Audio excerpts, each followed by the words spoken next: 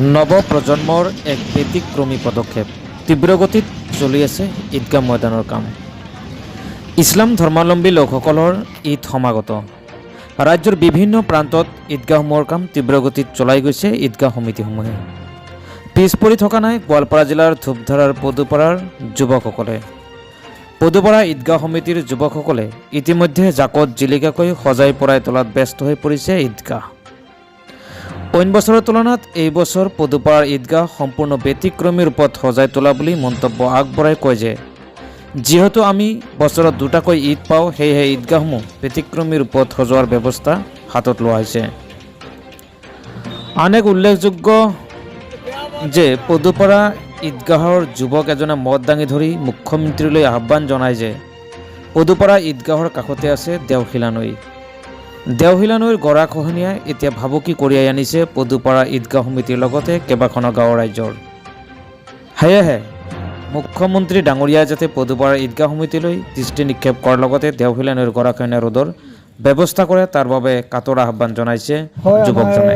এইবাৰ ঈদ উল ফিতৰত একদম মানে ওচৰ চাপি আহি আছে। তাৰে কি লৈ আমি মানে আমাৰ ব্ৰিটিছৰ দিনৰ পৰা আমাৰ এই ঈদগাহ ময়দানখন সিমান এটা জাকজমক নহয়, বহুত ডাঙৰ এটা এৰিয়া হয়। আমি নতুন উঠি অহা প্ৰজন্মখিনি আমি অলপ চিন্তা চৰ্চাৰে এই বছৰটো আমি অলপ বেলেগ ধৰণৰ মানে ব্যতিক্ৰমী পদক্ষেপেৰে আমি অলপ বহুত জাকজমক হিচাপত আমি এইবাৰ ঈদ উল ফিতৰ নামাজটো আমি উদযাপন কৰিম, সেই আশা ৰাখি আমি অলৰেডি কাম আমাৰ চলি আছে, চাব পাৰে, আৰু মোটামুটি 5 দিন লাগিব এইখিনি আৰু কৰিব লাগে। মানে ৰাইজক কি আহ্বান জনাব? ৰাইজক মই এইটোৱে আহ্বান জনাম, আমাৰ নিয়াৰত যিকেইটা গাঁও আছে আমাৰ ঈদগাহ ময়দানত তাতে কিছু সহায় সহযোগিতা আগবঢ়ায়, শাৰীৰিক হওক বা আৰ্থিক হওক, যিহেতু আমি পিছপৰা অঞ্চল, মোটামুটি শ্ৰেণী আমি দৰিদ্ৰ সীমা ৰেখাৰ তলৰে মানুহ আমাৰ।